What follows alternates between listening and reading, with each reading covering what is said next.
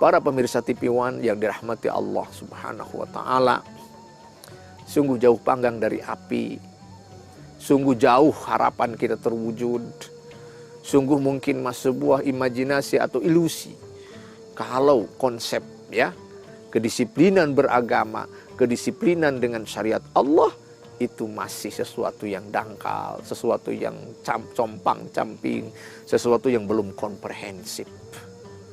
Ada waktu, ada proses, harus ada keinginan memang ya. Bagaimana peran para ulama mencerdaskan umat ini. Peranan umara mengawal program edukasi bimbingan keumatan ini. Peran teknokrat, birokrat adalah menyediakan infrastruktur agar bagaimana keharmonisan antara din dengan sultan ini benar-benar terwujud dengan baik, terwujud dengan sempurna dan paripurna. Masya Allah, tabaraka wa ta'ala. Ya, apa yang terjadi? Bahwa ketika sekularisme muncul karena perlawanan antara agama dan negara.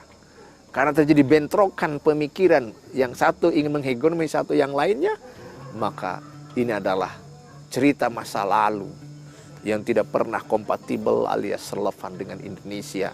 Negara yang agama menjadi spirit, agama menjadi energi, agama menjadi aspirasi yang walaupun tentu saja power aspirasinya adalah secara konstitusional, secara legal, berbasis adat, tradisi, konstitusi yang ada di masing-masing negara. Indah sekali, Masya Allah. Pandemi yang berhasil kita lalui, mungkin saya kolaborasi antar lini ketika bagaimana membangun solidaritas di tengah korban bergelimpangan satu sama lainnya akibat pandemi. Sungguh sebuah potret yang indah sekali. Potret yang terbaik. Bagaimana bangsa ini bangkit di tengah ujian, di tengah tantangan sebesar apapun, setinggi apapun. Mari budaya ini, khazanah ini, warisan ini kita jaga. Para pemirsa dimanapun berada. Ya, kita adakan, kita jauhkan dari stigma-stigma yang tidak pada tempatnya terhadap agama ini. Dan memang kalaupun ada kekeliruan, biarkanlah para ulama yang membangun edukasi tanpa henti. Ya, bimbingan-bimbingan yang begitu sistemik agar nanti ya fikroh-fikroh atau tidak pemahaman yang salah itu bisa diluruskan kembali. Hadirkan budaya dialog agar kedisiplinan dalam bersyariat itu benar-benar menjadi dasar terwujudnya masyarakat madani yang kita dambakan ini. Budaya buka budaya hiwar, budaya dialog yang benar-benar membuat kita ini bisa lebih tajam, membangun optimisme, lebih kuat membangun harapan untuk Indonesia yang jaya, Indonesia yang berwibawa, Indonesia yang gemah ripah loh jinawi dalam balutan baldah thayyibah warabun ghafur.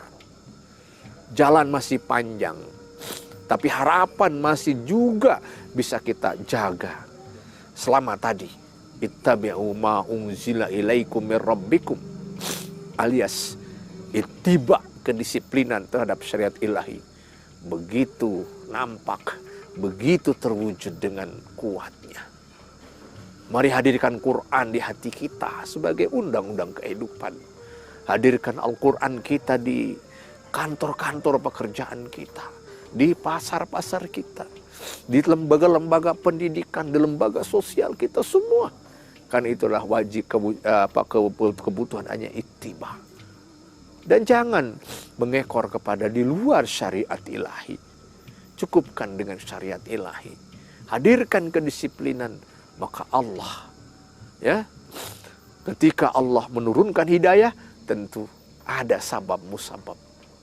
Giroh yang kuat, edukasi yang sistematis dari para ulama, yakin itu akan menjaga betul khazanah hidayah bisa terjaga di negeri kita yang tercinta ini. Karenanya, apapun dan bagaimanapun, segala dinamika, segala tantangan, biarkan itu menjadi satu seni kehidupan. Seni untuk kita lebih matang, lebih kuat, lebih inovatif. Bagaimana mengkompromisasikan antara din dengan daulah, antara Al-Quran dengan sultan secara baik, secara bijak, secara proporsional. Harapan kita sekalian, Muslim Indonesia adalah role model bagi Muslim di negara belahan dunia lainnya. Muslim yang benar-benar inspiratif, menginspirasi nilai-nilai rahmatan lil alamin, menciptakan nilai-nilai wasatiyah kepada seluruh, sehingga agama Islam benar-benar menjadi penyejuk bagi peradaban manusia. Apa yang dilakukan secara keliru oleh sebagian kecil umat Islam, janganlah itu dijadikan alasan untuk menyudutkan mayoritas umat Islam yang banyak ini. Berbuatlah yang objektif, yang proporsional. Bagaimana kesalahan dalam beragama jangan menjadi penyebab mendiskreditkan agama itu sendiri. Salah pemahaman bukan hanya milik satu agama. Radikalisme bukan hanya milik suatu agama. Radikalisme bukan hanya milik satu negara. Siapapun akan terjerat dengan yang namanya radikalisme. Pasti. Tapi kita punya rem, kita punya kompas. Bahwa kembalikan agama pada relnya. Hadirkan fungsi ulama dengan sepenuhnya.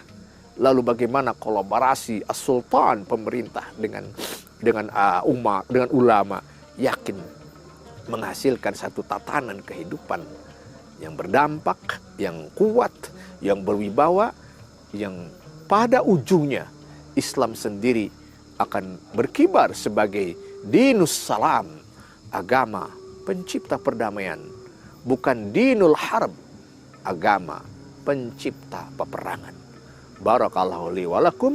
Wassalamualaikum warahmatullahi wabarakatuh.